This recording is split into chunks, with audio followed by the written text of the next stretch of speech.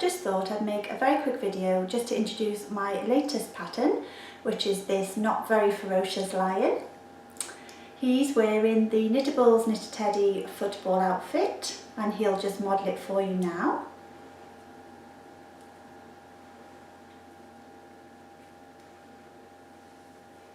And as I began making this video, I realised that we were wearing matching jumpers, but I can assure you that was quite unintentional.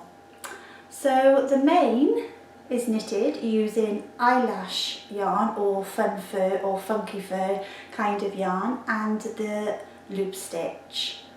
Now I know that some people might be unfamiliar with the loop stitch, so I decided to make a tutorial video on this stitch, which you can find on my website www.knitables.com. So this pattern is available now, so why not head over to my website and take a look. Thank you. Right.